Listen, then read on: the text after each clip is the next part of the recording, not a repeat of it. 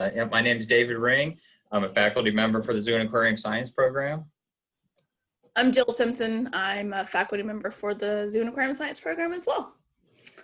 All right, we're excited to tell you a little bit about our program. It's an exciting career path, and we've got a presentation that we have to get through pretty quick to get some questions at the end. So if you have any questions, feel free to stop and ask while we get through this. But our program is unique. It's the only program in the country that has both tracks under one umbrella. We offer a zoo science technology and an aquarium science technology track. And the biggest first question is, which track is right for me? So it's really just where you want to spend most of your time in this career, working more with terrestrial animals or working more with aquatic animals. But there's a lot of overlap, and you never know where you'll end up. And we have, of course, a very diverse collection at zoos and aquariums, so you never really know what kind of animal you want to work with directly. If you like more of the furry and feathery things, the zoo track's probably for you. If you like the squishy and slimy things, the aquarium track's probably the right path for you. That's me. I'm the squishy, slimy guy, and marine biology is in my heart. So I am the feathery fan. So what is aquarium science? It's dealing with anything that lives in the water, of course, and it's a very important field that involves setting up aquariums, taking care of the animals, providing them with a good environment, and then teaching the general public about the wonders of the ocean, which is one of my favorite parts. So here's a couple pictures of students doing their things in the classroom and in internships, which we'll talk more about. In both tracks, Jill will talk more about this too. There's a lot of diet prep and food prep. All of these animals have to eat. Some aquariums prep hundreds of pounds of food every day, and that is a job that never ends, which it's very rewarding to get all the food prep, get everybody fed for the day, and that's one of the best parts of the job. So students in the program and graduates are involved in animal husbandry, and that word just means taking care of animals, vet procedures and animal enrichment, providing things to the animals that are a little bit different on a day-to-day basis to keep their brains engaged and stimulated while they're in this environment. Exhibit maintenance is a big part of aquarium science. We do deal with a lot of life support systems. The bottom left of the screen is a life support system in the lab. And the algae never stops growing. And if you've ever had an aquarium, it probably had algae. And that is something that is done on a daily basis. We also deal with water quality testing. And with water quality testing, there's a few basic parts of water quality that we really pay a lot of attention to, things like pH and ammonia, and the things that could really hurt the animals because they can't get out of their aquatic environment. So we pay really close attention to those things and change them when we need to. Also with the aquarium science technology track, because we deal so much with life support systems, that is aquatic life support systems. Usually you think of life support as something at the hospital, but all of the pumps and pipes and devices, those are all keeping the animals alive. So during your time at Davidson-Davie, you get the opportunity to take the level 1 life support system certification through an organization called Aquatic Animal Life Support Operators, and that's a basic understanding of plumbing and pumps and how to navigate all of these complicated life support systems. A big part too, like I mentioned, is public and environmental outreach. So this is the bridge between the animal and the public, where you get a chance to say, this animal needs your help, it needs your attention. This is a wonder of the ocean that you don't get to see every day. I'm going to tell you about it today, and then you can leave wherever you're visiting with a nice little conservation message that helps promote the vision and values of the facility and our program. All right, aquaculture too is another part of the aquarium science industry, and that is increasingly important. And aquaculture is basically farming fish in a captive environment so that it takes the pressure off of the wild stock. So these are some aquacultured corals, clownfish. These clownfish don't look anything like the regular Nemo because we're able to artificially select for some really cool breeds. And to be an aquarist, that's a new term for most people if they've never seen an aquarist at work or been at an aquarium.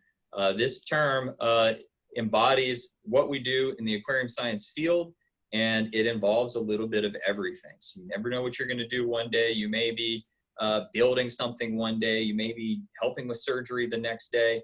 It's a very exciting field to be in. Some of the facilities that we work directly with, I won't read them all out here, but basically any place that has an aquatic collection we work with. Students do internships there. And we have some outside of the state that have asked us to send students their way because they know the quality of our graduates. So here are a few more. And internships being part of the program, they prepare you with the technical skills. We give you the educational foundation, and then you take that into your career. And the starting salary is right around a kind of a general starting salary range. You can work your way up, and also we'll talk to you about the 2+2 program we have with Winston-Salem State. But both industry sectors are growing pretty quickly. That's above average, 10 to 15%. It is worth noting, though, that there is some manual labor. There's some heavy things. It's working in wet environments. Today in lab, students just replumbed a cichlid tank, and they were having to cut pipes above their head, and water, of course, came down on them. But they enjoyed it, and now they know that if you don't get wet in the aquarium lab, you're not doing enough. So they left with a lot there. But you can specialize in anything. If you like fish like me, you can specialize in that. You can be an invertebrate specialist. You can be a jellyfish keeper. And one thing I like about being around nature and aquariums is that it relieves stress and lowers your blood pressure. So it's a very enjoyable all around.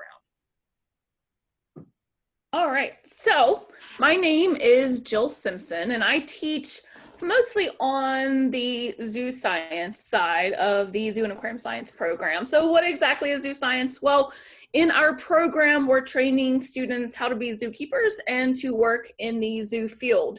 Zoo science is not the same thing as zoology. There are zoology classes that students will take that are taxa specific, and taxa means the kind of animals. So you're going to take a mammalogy course, a herpetology course, which studies reptiles. You're going to take a bird course. But zoo science is really kind of the culmination of how zoos and aquariums actually function, and then basically focusing on how zookeepers, build their career path, building a career path for a zookeeper. So as you can see, these are all pictures of various graduates of our program. Not all of them are working with terrestrial species. You can see there's some black-footed penguins, and of course, I think that's a shark. So we have a wide variety of opportunities for students. And as David said, some of them do crisscross both in the zoo side and the aquarium side. Sorry, David, you have the presentation. Thanks. So animal husbandry. So what is that? That is creating basically an environment that supports that particular animal. Most of these animals are not caught from the wild. So zoos and aquariums have gotten a bad rap over the past several years, but most of these animals that you're going to find that they're not actually caught from the wild. They're actually being bred in captivity or bred under human care in these zoos and aquariums, accredited zoos and aquariums. And a lot of them If they are from the wild, they probably have some sort of reason they can't go back there. Either their wild habitat doesn't exist anymore, or they have sustained some sort of injury that prevents them from going back into the wild. So zoos, unlike the past, do not capture animals from the wild. But as you can see, there's a wide variety of different species our students have worked with, anything from different kinds of reptiles to birds to giraffe to koalas, but a wide variety of species that our students learn to care for while they're in our program. And that sets them up for their career. So as David said, if you're working in an aquarium, you're going to be working inside a lot. If you're interested in working in a zoo, you're going to be working outside a lot. So animals have to eat 365 days a year. They have to be cared for all that particular time, even if the zoo is closed, whether it's closed for weather or it's closed for other reasons. The keepers are there still taking care of the animals. So you're going to be doing lots of exhibit maintenance. So exhibit maintenance includes cleaning habitats. It includes taking brush or clearing providing a clear zone against fences, building new fences, getting into tight spaces, doing a lot of raking, a lot of work with hoses. You do get wet, you get hot, you get sweaty, you get cold. So if you don't like working outside, this may not be the career path for you, because you will spend about 99% of your time outside working with these animals. Zookeepers are also responsible for environmental enrichment. So enrichment provides psychological and physical stimulation for these animals under our care. And you spend a lot of your time outside of the exhibit maintenance and diet prep building different kinds of enrichment or things for these animals to do. So as you can see kind of the pictures here, they build platforms. We have a student that built a paper mache rhino for some rhino habitats. They bring in old logs for the anteater. There's different climbing structures and even Christmas presents that the animals can tear up during the holidays. You're gonna be working a lot with tools. If you're scared of tools, you know, that's something that you will work with in our lab setting to learn how to weed eat and learn how to use all these tools to build fences. Because in most facilities that are really small, you are the jack of all trades. You not only take care of that animal, but you're also working on its habitat. You're building new things for its habitat. You may not be building the actual structure of the animal's exhibit, but you might be building furniture to go into the animal's habitat. But you're going to be working a lot with different various tools, depending on, you know, what the animal needs. You also, like David had mentioned, you are that liaison between that animal and the public. In the past, zookeepers really worked behind the scenes, and we always hear the thing we always hear the statement, I want to work with animals because I don't want to work with people. 30, 40, 50 years ago, that was something that was pretty common, but now working in a zoo or aquarium setting, or basically any animal setting, you are going to be out there in the front talking to the public and being that liaison between the public or those visitors and that animal. So you're going to be doing lots of educational outreach, and that educational outreach a lot of the times is either using a bio artifact like here in the left-hand corner, or actually providing an opportunity for the visitors to actually interact with a different kind of animal they may not actually appreciate. So hopefully by providing this type of educational outreach, we bring the younger generation in, or we bring those visitors in, and we really give them appreciation for the animals that you may not see ever in the wild, or animals that you actually might see in your own backyard, like the black snake. Lots of diet prep. This is part of animal husbandry. You're going to be providing lots of food, and it's always kind of a joke that most of the time the animals in the zoos and aquariums actually eat better than we do. You know, we spend more time making their diet than we actually do fixing our own breakfast, lunch, and dinner. So you spend a lot of your time making sure and weighing out individual pieces for their diet so they get a complete and broad array of nutritional items for them to eat. Another aspect of working in a zoo is actually working with animals and training those animals. So zookeepers don't train animals to do tricks. They actually train those animals to participate in their own care. And what that actually means is that the keepers work by using operant conditioning and positive reinforcement training to actually get the animals to help with their own care. So that may be, I want to use the donkey here in the center. He's one of my favorite animals. His name is Sam Donkey, and he lives at Rowan Wild in Dan Nicholas Park in Salisbury. And he was very skittish about moving outside of his paddock. And that always really scared a lot of keepers. So we worked with him, students worked with him to actually easily shift from one area of his habitat to another area. And now he can actually go on walks around the park, which is great because he can actually go and graze on different areas or different paddocks and fenced in areas around the park.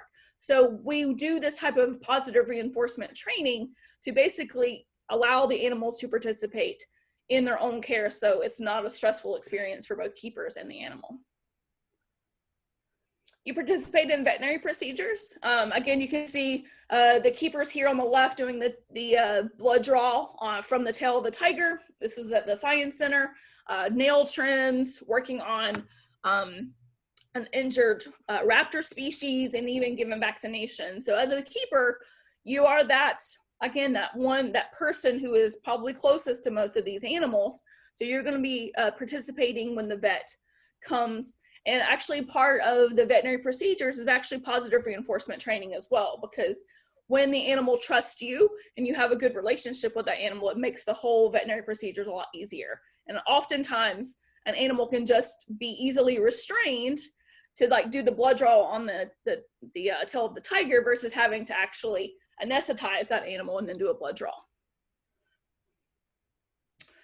So like David, this is a little word cloud. So keepers now are not only just zookeepers, you're not working behind the scenes, you're biologists, you're a dietitian, you're a caretaker, you're a trainer, you're a custodian, you're exhibit maintenance, you do scuba, we do plumbing. I mean, a wide variety of different tasks that zookeepers do now. So it's not just caring for those animals, it's a kind of caring for the entire park. So some of our zoo science partners, our program is 5 semesters. The very first semester of the zoo science track, we do have a lab at the Greensboro Science Center. So the Greensboro Science Center is located in Greensboro. They have both a zoo, aquarium, and a museum. And they are an AZA, or Association of Zoos and Aquariums, accredited facility. And they're one of our biggest and closest partners. So we do have a lab that all students participate. You get a kind of an idea of what zookeeping is, because you are actually working in such as the farm, and you work in some of the smaller mammal habitats. You get an idea of what zookeepers actually do. So they're one of our biggest partners. Also, they're one of our biggest partners when it comes to students doing work-based learning experience. Those work-based learning experiences are also internships. So we have a wide variety of local facilities. These are kind of our immediate vicinity facilities that students have the possibility of completing an experience at one of these. The next slide, I think, is some of our summer internship facilities that are not in our immediate vicinity, but the NC Zoo is a big partner of us as well. They've been closed for the past year. It'll be a year in March, and not allowing to have volunteers and interns on the property because of COVID, unfortunately. But we do have a wide variety of internship opportunities kind of in North Carolina and South Carolina, and even the western part of our state that students can apply to and possibly get accepted at. So our industry, the zoo science industry, is growing as well. The average starting salary for a zookeeper is around $24,000 to $25,000. You do have the opportunity to move up, and that will depend on your experience, and also depends on your degrees. So our degree is an applied associate's degree. As David had mentioned, we do have what's called an articulation agreement, or a 2+2 agreement with Winston-Salem State. So you can actually go to our program for 21 months, or 2.5 years, not even 2.5 years, 2 years, and complete our program. You just take 1 or 2 extra courses, like a chemistry course and a different math course, and then you can transfer directly to Winston-Salem State as a junior. And then you complete 2 more years at Winston-Salem State, and they actually take a lot of our ZAS program credits. And you graduate within 2 more years, and you get your Bachelor of Science degree in biology. So that actually helps you, would help you increase your starting salary if you get that bachelor's degree.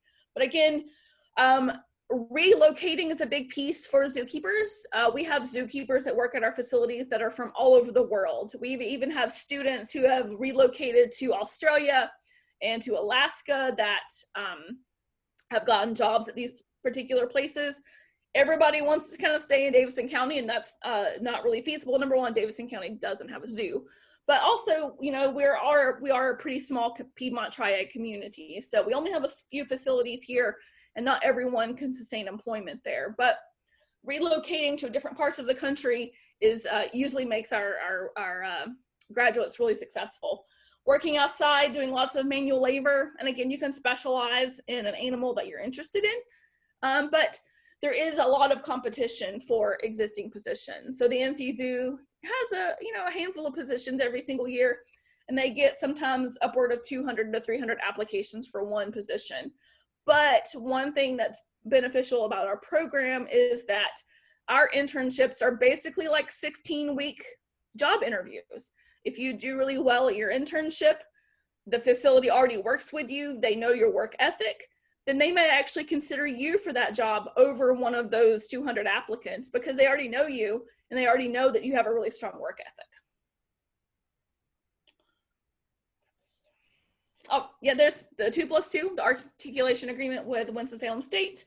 Again, if you're interested in that, you can talk to our ZAS advisor, Brooklyn Edwards, and she can guide you and help you take those extra classes so you can then transfer to WSSU to get your bachelor's degree. I might add, we're really excited about this because our classes are so unique that they don't just transfer anywhere.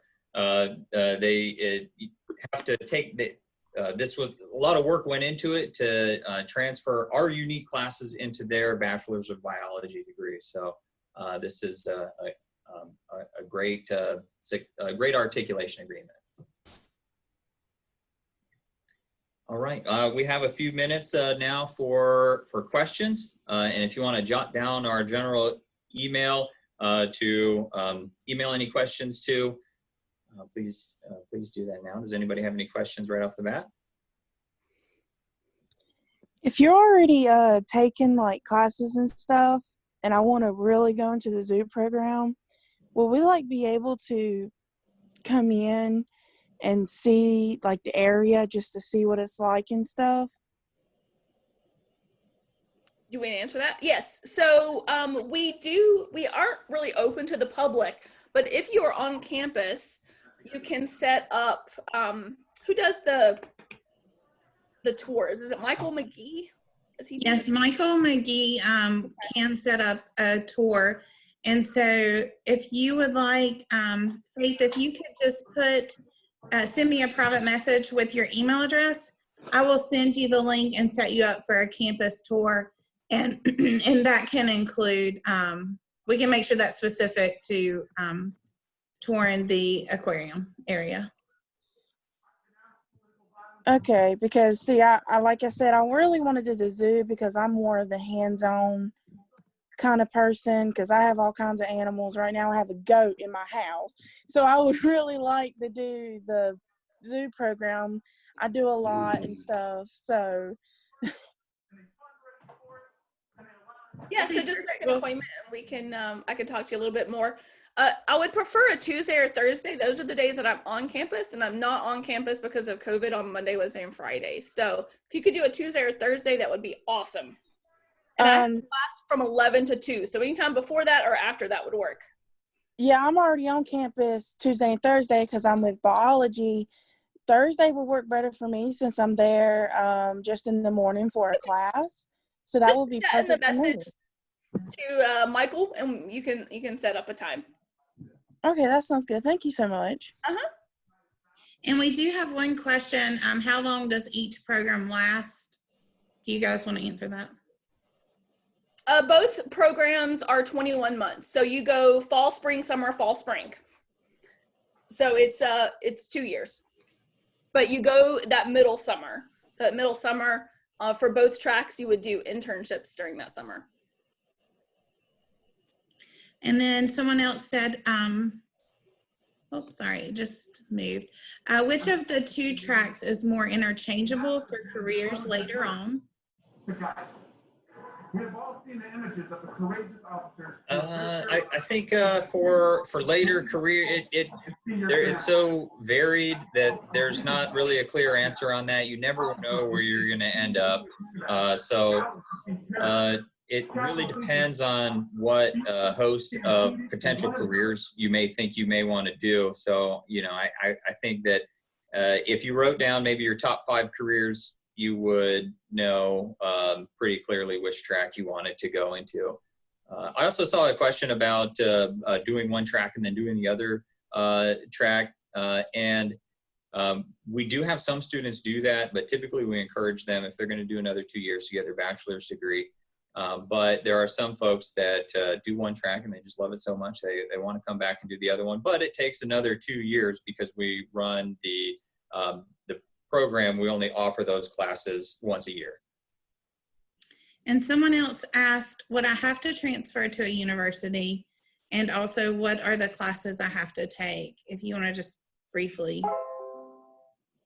Sure, yeah, I'll answer that. You don't have to necessarily transfer to a university. Most of our students are getting jobs at the end of their 2 years. That's kind of the way that the internships and the program was designed. And you're ready for an entry-level position right when you graduate. But some folks want to continue their education. We encourage every student to continue their education. So you could do that. And if I could go back and do it, that's the way I would do it. I would have an associate's degree, a really cool job, and continue my education. And then by the time you get a 4-year degree, you have 2 more years experience than everybody else that's graduating with you, and then a specialized associate's degree behind you as well.